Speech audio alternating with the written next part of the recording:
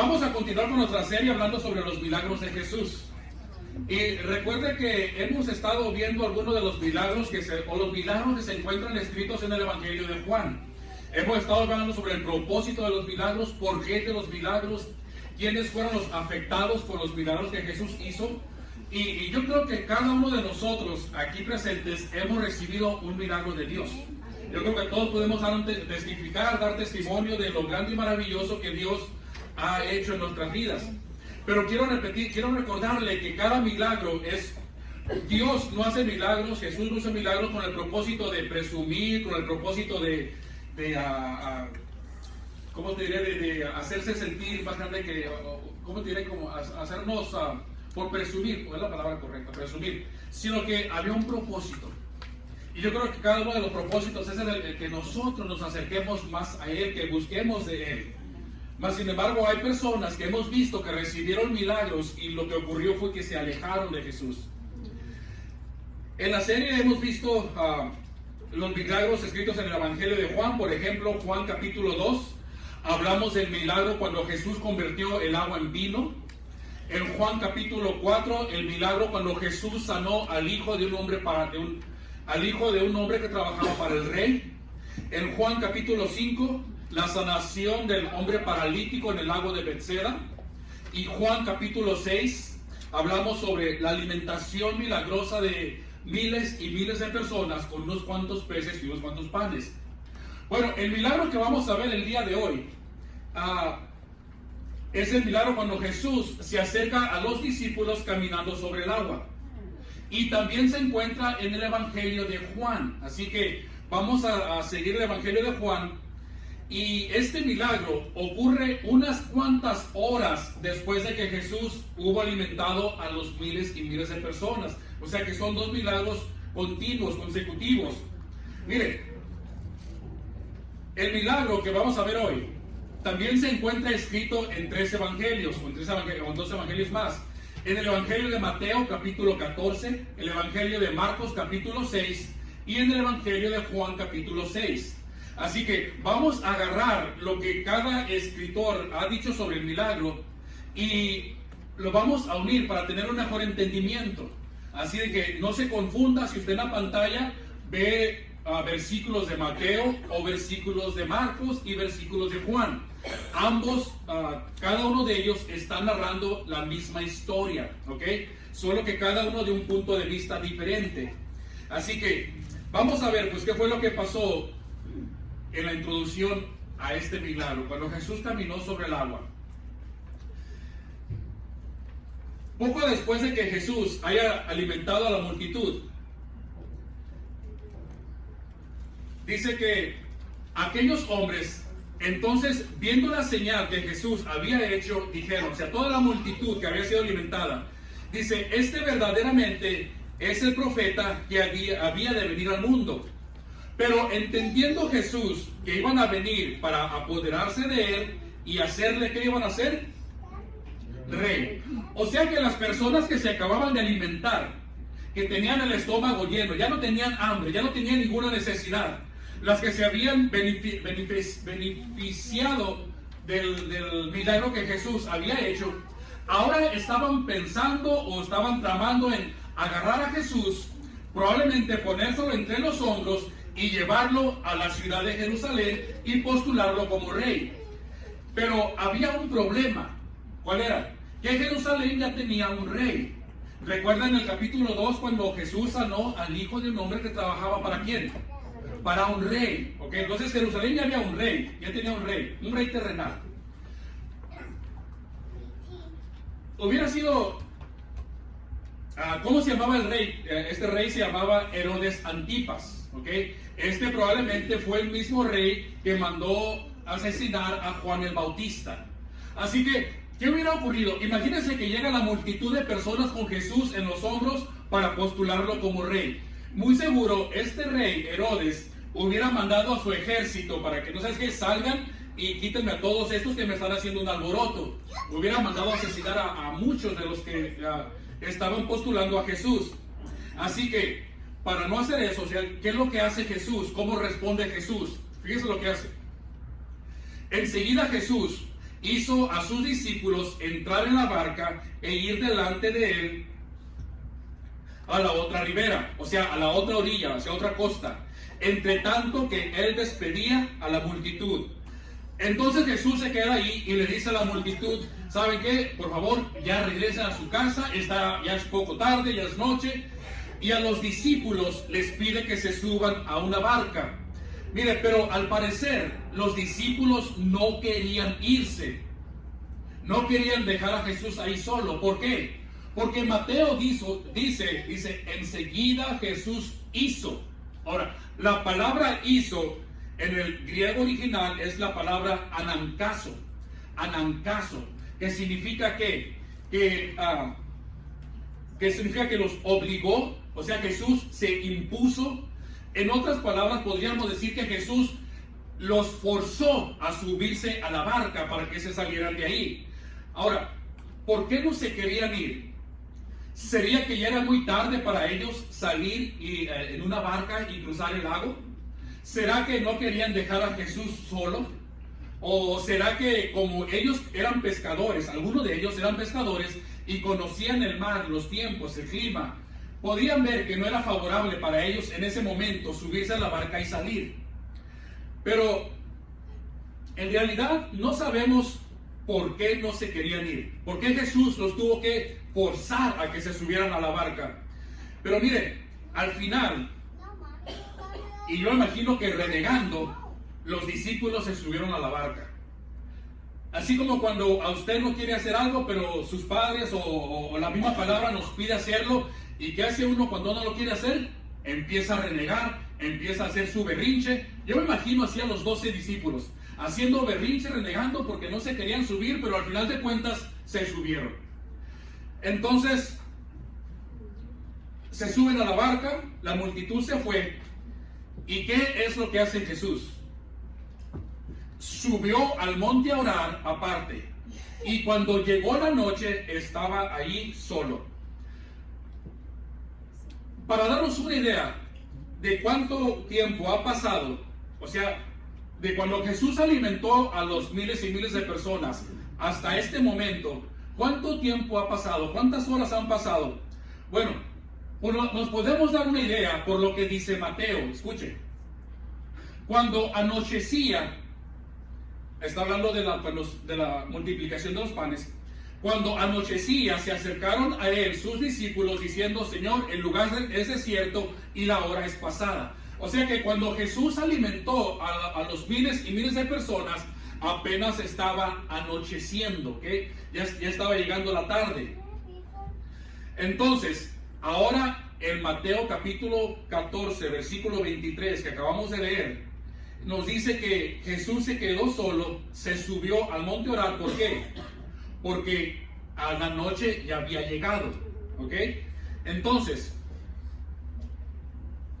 podríamos suponer que serían entre las 8 o 9 de la noche cuando los apóstoles se subieron a la barca, cuando Jesús se quedó solo, porque ya era de noche. Por eso Juan dice más adelante, Juan 6:16, al anochecer descendieron sus discípulos al mar. Entonces, alimentó a las personas cuando empezaba a anochecer y se quedó solo, ya lo despidió a todos, ya que estaba oscuro, ya que había anochecido. Ahora tenga esto presente, porque más adelante lo vamos a volver a ver sobre el tiempo que transcurrió. Entonces los discípulos se van, la gente también se despide y Jesús se queda solo a orar. Ahora la pregunta es, ¿qué habrá orado Jesús?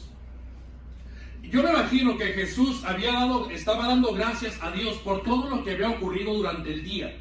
La alimentación de los miles y miles de personas, la sanación de cojos, paralíticos, sordos, ciegos, mudos, todo lo que había ocurrido.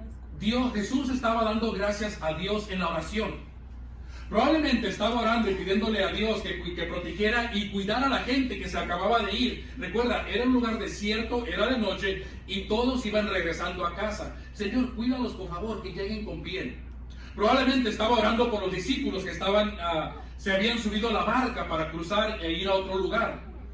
Pero algo que debemos entender y que debemos tomar en cuenta es de que a pesar de lo pesado que había sido el día, si usted se puede dar cuenta, si lee desde el principio, todo lo que ocurrió, multitud de personas venían a Jesús pidiendo ayuda. Imagínense todo lo que Jesús había hecho durante el día.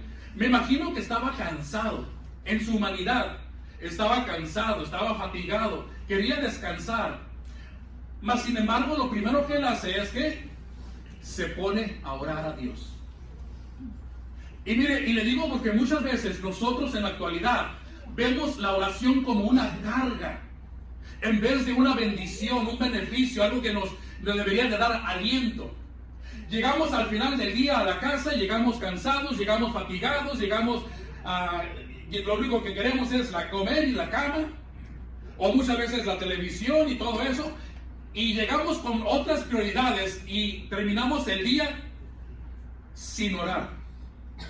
Y ponemos como excusa, no, es que esto, es que lo otro y que aquello, cuando deberíamos ver la oración como un tiempo de refrigerio, un tiempo para alentarnos, un tiempo para... Hermano, estamos hablando con el creador del universo, imagínense. Estamos en contacto, una comunicación directa con el Todopoderoso, el que todo lo puede. Imagínese a Dios, aquel que dividió los mares, que hizo infinidad de milagros, está atento, escuchándolo a usted en la oración. ¿No es ese un gran privilegio? ¿No es esa una gran bendición poder decir al final del día, Señor, gracias por todo lo que ocurrió? Sea bueno, sea malo, pero darle las gracias.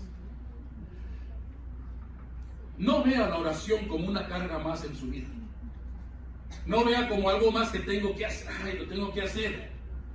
Si lo hace renegando, si lo hace de mal humor, si lo hace nomás por checar el cuadrito, mire, mejor ni lo haga.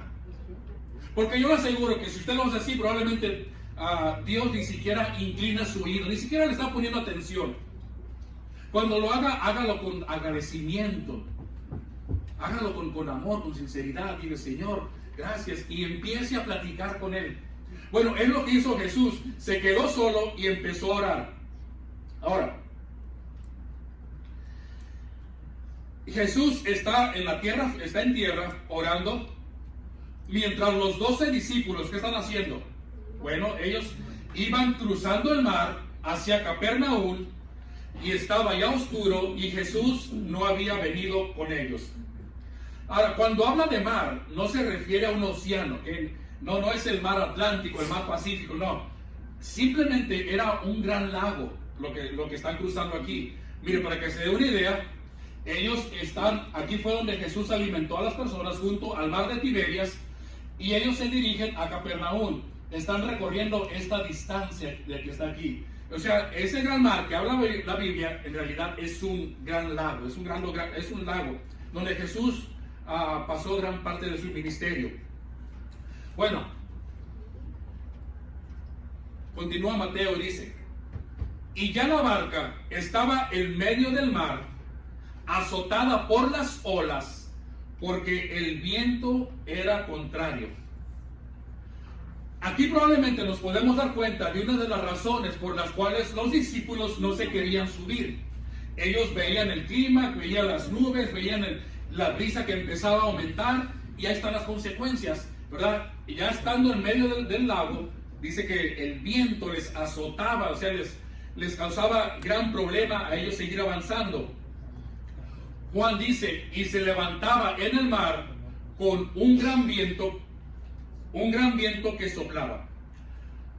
Cuando la Biblia habla, cuando le pone un calificativo a algo, por ejemplo, cuando habla de José, dice José era muy hermoso, muy bello. O sea, quiere dar a entender, quiere resaltar la belleza de José. Cuando habla aquí, por ejemplo, de que era un gran viento, el autor quiere que nos imaginemos, que veamos ese ventarrón que no nada comparado con los vientos de Santana. O sea, algo realmente extremoso. Es por eso que el autor se toma el tiempo de decir, fue un gran viento. Bien pudo haber dicho, fue un viento, y nosotros nos imaginamos una brisita. Pero lo está especificando. Bueno, entonces, era un gran viento. Imagínense, la vida de estos 12 hombres está en peligro. Están en la barca, temerosos, probablemente de que se vaya a volcar. Bueno, la vida de estos 12 hombres estaba en peligro. Y eso me recuerda a otra historia que había ocurrido anteriormente, donde pasa exactamente lo mismo. ¿Recuerdan? Está en Mateo capítulo 8. Y entrando él, o sea Jesús, en la barca, sus discípulos le siguieron. Y aquí se levantó en el mar una tempestad tan grande que las olas cubrían. Algo parecido a lo que está ocurriendo acá. Pero él dormía. Y leemos la historia y sabemos de que vinieron los discípulos y le despertaron diciendo: Señor, sálvanos, que estamos a punto de morir. La única diferencia entre lo que aconteció esta ocasión con lo que está pasando hoy en Juan capítulo 6, la única diferencia es de que en aquella ocasión Jesús estaba con ellos. Ahora ellos van solos. Jesús se quedó en donde? Orando, ¿ok? Es la única diferencia. Pero vemos que Jesús, estando con ellos, inmediatamente se levanta porque estaba dormido, descansando. Se levanta, dice que se calmen los vientos y las aguas y la tormenta, e inmediatamente viene una paz. Ahora ellos están solos y no tienen a Jesús. Debemos entender algo, que con Jesús o sin Jesús vamos a pasar por tormentas, vamos a pasar por problemas, vamos a pasar por tribulaciones. O sea, tanto nosotros que tenemos a Jesús en nuestra vida, como las personas que aún lo rechazan, que no quieren saber nada de Él, ambos nosotros como humanidad vamos a tener serios problemas en nuestra vida. La diferencia es cuando Jesús está contigo y cuando no está contigo.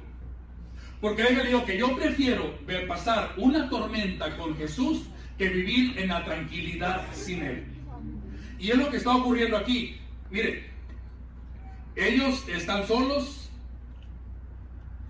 Yo me pregunto si cuando, ahorita que están solos en la barca, si alguno de ellos no se acordó de aquel momento cuando Jesús los ayudó y ha de haber deseado que Jesús estuviera ahí con ellos.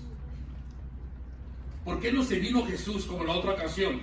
Mire, en la otra ocasión Jesús se subió a la barca y ellos lo siguieron. En esta ocasión Jesús se queda y ellos se van. No por deseo propio, sino porque Jesús se los está ordenando. Pero mire, debemos entender que Jesús o la palabra de Dios no nos dice en ningún lugar que mientras Jesús esté con nosotros no vamos a tener problemas. Yo no encuentro ningún lugar en la Biblia donde me diga eso. Al contrario, lo que la palabra de Dios nos enseña es de que a pesar de estar en medio de la tribulación, en medio de la dificultad, nosotros estemos confiando en el Señor. Imagínense, hermano, saber que estamos en las manos, bajo el cuidado, bajo la protección de quien tiene el poder de todo. Eso nos debería de dar paz, tranquilidad a cada uno de nosotros. No importa lo que ocurra a nuestro alrededor, no importa cuántas cosas digan o hagan o pase, yo estoy en las manos del Señor y eso me debe de dar confianza, ¿okay? Así que los apóstoles siguen remando hacia Capernaum, van batallando, el viento sigue golpeando la barca de enfrente, o sea que van en dirección contraria, ellos vienen para acá y el viento viene para acá. Imagínense lo difícil que ha de ser poder remar. No había motores, estaban remando. Ahora sí que podríamos decir que los apóstoles iban en contra del viento, iban remando contra el viento. Y no crea que es fácil remar en una dirección cuando tienes el viento en contra. No sé si alguien lo ha hecho en algún lago, en el mar abierto, que esté tratando de remar y el viento le está pegando de enfrente. No es imposible, pero es difícil, es trabajoso. Es más, mire, era tan difícil hacerlo, remar contra el viento, que el apóstol Juan nos dice que habían remado como 25 o 30 estadios, ¿ok? No es el estadio de los Dodgers ni de los Angelitos, no. 30 o 25 o 30 estadios son aproximadamente 3 millas, ¿ok? 3 millas apenas llevaban remando. Bueno, pero ¿cuánto tiempo? 1 hora, 2 horas, 3 horas. ¿Cuánto tiempo llevaban remando? Bueno, para eso podemos ver lo que Mateo nos dice. Y Mateo dice que era la 4ª vigilia de la noche. Ahora, había 4 vigilias. ¿Quién recuerda las horas de las vigilias? La primera vigilia es de 6 a 9, de 6 de la tarde a 9 de la noche. La segunda vigilia es de 9 de la noche a 12 de la mañana. La tercera vigilia es de 12 de la noche a 3 de la mañana. Y la 4ª vigilia, la que anuncia aquí, es de 3 de la mañana a 6 de la mañana. O sea, entre 3 y 6 de la mañana fue cuando ellos apenas habían remado 3 millas de distancia. ¿Recuerda cuando les comenté al principio a qué horas habían salido? ¿Qué horas serían cuando salieron? 9, 10 de la noche quizás. Ahora ya son las 3, 4 de la mañana. ¿Cuánto tiempo va? 9, 10, 11, 12, 1, 2, 3, 6, 7 horas remando. Y apenas han avanzado 3 millas. No han llegado ni a la mitad del curso del lugar a donde tienen que ir. 3 millas. Estamos hablando de que algunos de ellos, por lo menos 4 de ellos, eran pescadores. Tenían experiencia en el mar, en el remado. Eran hombres fuertes. Así que, fíjense hasta dónde han llegado. Entonces, apenas han avanzado 3 millas. ¿Dónde se quedó Jesús? En la tierra, ¿verdad? En tierra firme, está la montaña. Los apóstoles están a 3 millas de distancia. Y me llama la atención lo que dice Marcos a continuación. Escuchen lo que dice Marcos. 3 millas de distancia. No hablo por teléfono, Marcos. Y Jesús, viéndoles remar, ¿cómo los vio remar? Con gran fatiga. Ahora, yo no sé, yo tengo aquí problemas con Marcos, yo no sé. Yo no sé si él se equivocó cuando escribió o entendió mal o yo lo leí mal, pero ¿cómo dice que estando a 3 millas de distancia, está oscuro? Probablemente la única luz que hay es la luz de la luna. Está oscuro, está el ventarrón. Y dice que Jesús no solamente vio la barca a lo lejos, sino que vio los rostros de los discípulos que estaban fatigados. ¿No se le hace a eso algo sorprendente? Aún en la oscuridad, a la distancia, Jesús pudo ver cómo ellos estaban batallando. Imagínense, Jesús pudo ver el rostro de los discípulos, la cara, que estaban cansados, desesperados, agotados. Vio cómo estaban sufriendo, vio su angustia, la desesperación que tenían en ir batallando contra el viento. Y mire, esforzándose por mantener la barca en dirección correcta. A veces vemos el milagro como, o sea, Jesús caminó sobre el mar, pero si vemos más a detalle, yo creo que hay muchos más milagros solamente que el caminar sobre el mar. Nos habla sobre el poder de Dios, la omnisciencia de Dios, todo lo que realmente es Dios. Imagínense, hermanos, ver a esa distancia los rostros de las personas. Hay algo que debemos de entender. Es de que Jesús puede ver por todo lo que estamos pasando en esta vida. Jesús puede ver cada lágrima que hemos derramado, cada noche que hemos pasado sin dormir. El Señor la conoce, no es nada, no es novedad para Él. Él puede ver cada una de nuestras aflicciones, nuestros problemas. Él conoce todo perfectamente. Y a veces sentimos de que es que como no lo siento, o cualquier cosa, pensamos que Él está lejos, que Él no le interesa, que está haciendo otros asuntos. Es que yo no soy nadie, y pues el Señor se encarga de los presidentes. No, el Señor se encarga de todo, de ti también. Miren, yo imagino que en medio de la angustia, imagínense cómo estaban los 12 apóstoles en la barquita. Yo imagino que en medio de la angustia, lo último que los apóstoles podían imaginar era de que Jesús los estaba viendo. Sería imposible. 3 millas, oscuro. No, imagínense 3 millas. Ver, por ejemplo, desde aquí hasta qué calle sería, hasta 3 millas para allá. por la hora, si vas por allá, pero lo estás viendo con claridad, lo estás viendo con... Imagínense.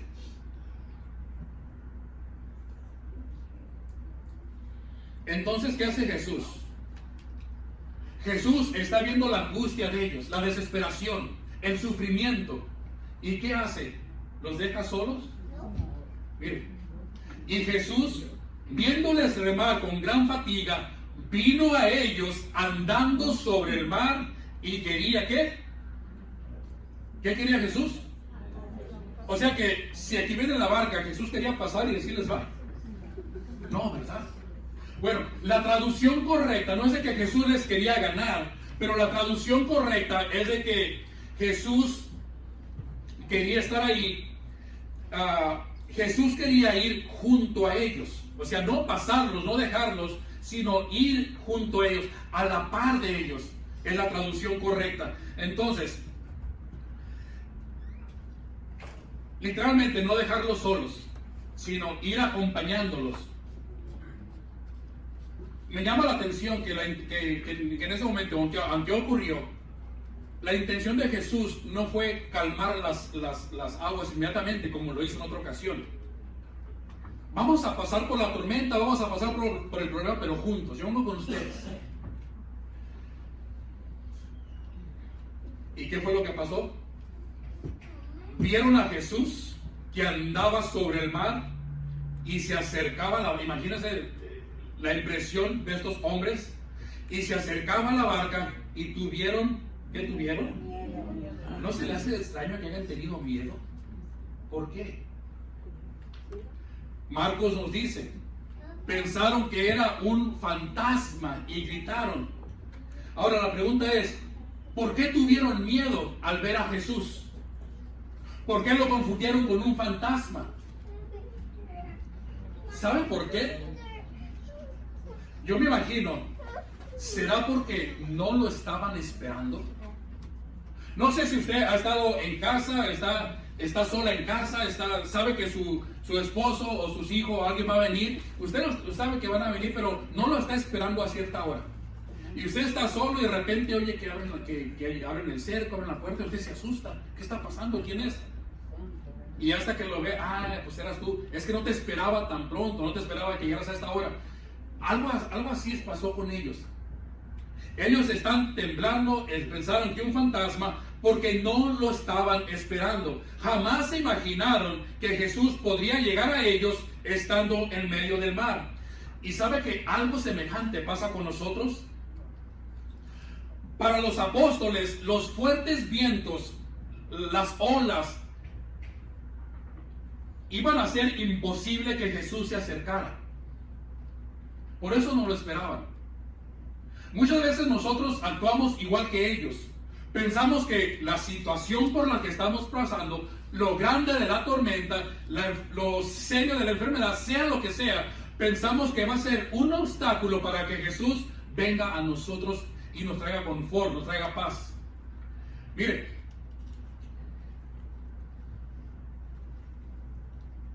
a veces Jesús no solamente tiene poder para calmar las tormentas, sino que muchas veces Jesús usa la misma tormenta como un camino para llegar hacia nosotros. Básicamente es lo que está haciendo aquí. Él usó la tormenta para llegar hacia donde estaban ellos. Así que nunca piense que el problema, la situación es tan grande que va a impedir que el Señor venga a ayudarle, a socorrerle. Bueno, una vez que está cerca de ellos y viendo que tienen miedo, ¿qué les dice? Tened ánimo, soy yo, no teman. Entonces le respondió Pedro y dijo el famoso Pedro, ¿verdad? Señor, si eres tú, manda que yo vaya a ti sobre las aguas. Cuando Pedro dice, si eres tú, no se refiere a que está teniendo duda de que sea Jesús. Más bien, la traducción correcta sería, puesto que eres tú, o sea, como eres tú, manda que yo pueda caminar sobre las aguas. Pedro sabe que sin el permiso de Jesús, él no puede caminar por las aguas. Mire, y Jesús le dijo, ven, Y descendiendo Pedro de la barca, andaba sobre las aguas para ir a Jesús. Pero al ver el fuerte viento tuvo miedo y comenzando a hundirse dio voces diciendo: Señor, sálvame. Siempre que leemos esta historia, y no me voy a enfocar en el Pedro, no me voy a enfocar tanto en eso, pero siempre cuando leemos la historia hemos escuchado de que, que Pedro no Pedro quitó su mirada de Jesús y por eso se hundió. Quiero decirle que Pedro fue más valiente que los otros 11. A veces criticamos a las personas que están dando un paso de fe, que quieren hacer algo. Imagínense a los 11 diciendo: Pedro, ¿cómo vas a salir, por favor? No hagas el ridículo, no seas loco. Si sales te vas a hundir. Así a veces actuamos nosotros los cristianos. Vemos a alguien superándose, avanzando en las cosas del Señor, y lo primero que hacemos es: mira, este loco, ¿para dónde va? ¿Que no se acuerda de dónde lo sacó Dios? De lo que hacía antes. En vez de animarnos entre nosotros a seguir adelante, a que cada uno de nosotros podemos caminar sobre las aguas. Ahora sí que como los cangrejos, ¿verdad? Como dicen, que los jalamos adentro de la olla. Yo creo que debemos ver la fe de Pedro, o la valentía de Pedro, al salir de su barca en medio de las olas y del viento que estaba haciendo. ¿Y qué pasó después? Dice que, una pregunta: ¿Pedro se hundió o comenzó a hundirse? ¿O cómo dice aquí? Y comenzó a hundirse. Entonces, Pedro comenzó a hundirse, pero no se hundió. Mire, mientras usted siga las cosas del Señor, usted puede tropezar, pero no va a caer. Segunda de Corintios dice que estamos atribulados en todo, mas no angustiados, en apuros, pero no desesperados, perseguidos, pero no desamparados, derribados, pero no destruidos. Así que mientras estemos bajo la voluntad de Dios, no importa, hermanos, si vamos a tropezar, si cometemos un error, porque vamos a cometer, pero lo importante es de que nos podemos volver a levantar y seguir adelante, y el Señor nos va a seguir guiando y nos va a seguir dando esa fortaleza. Así que si usted tiene esa fe y ese deseo de crecer, de servir al Señor, hágalo. Si los demás gente no lo anima, usted siga adelante. No deje que ellos se queden en la barca y usted siga al Señor. Se continúa, dice Mateo: al momento Jesús extendió la mano, asió de él, o sea, lo agarró y le dijo: hombre de poca fe, ¿por qué dudaste? Yo creo que yo le hubiera dicho: bueno, Señor, yo dudé porque siempre que me bajo al agua me hundo. Yo no sé usted, pero siempre que usted, si va a alguna alberca y metes el pie, te vas a hundir.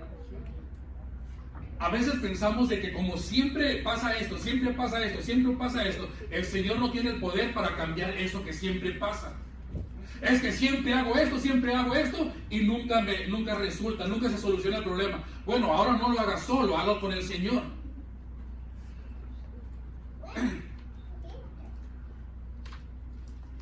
Entonces, con gusto le recibieron en la barca. O sea, Jesús agarró a Pedro y se metieron a la barca, la cual llegó enseguida a la tierra donde iban. Y cuando ellos subieron a la barca, hablando de Pedro y Jesús, se calmó el viento.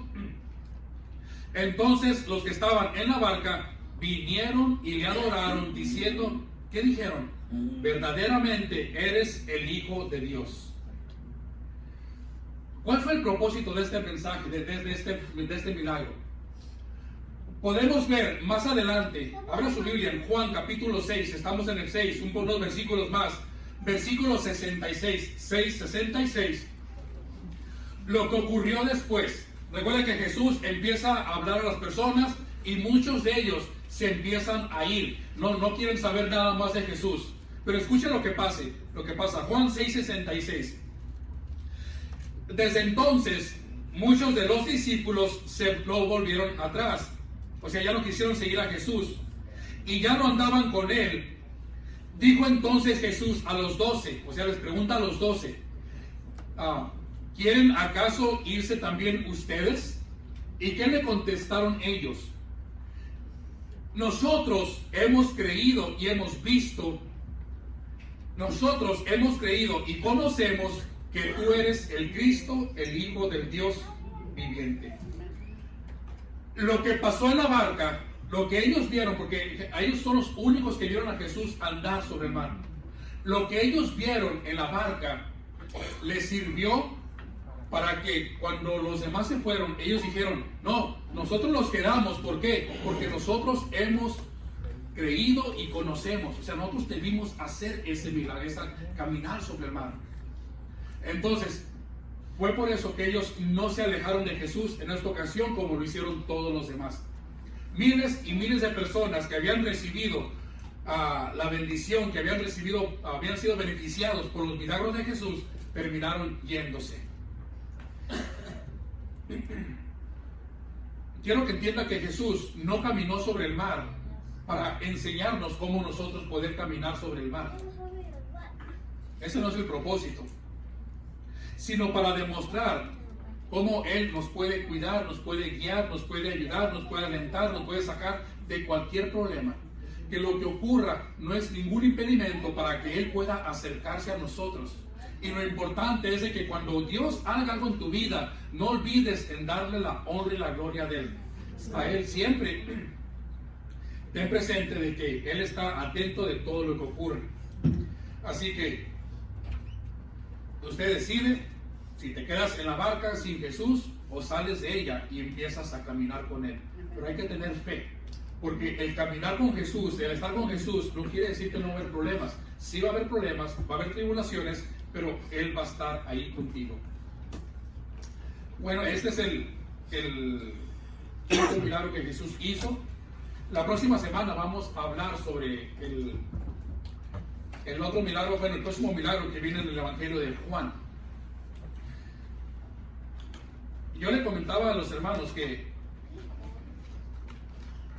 hay ocasiones en que el Señor nos habla de diferentes maneras.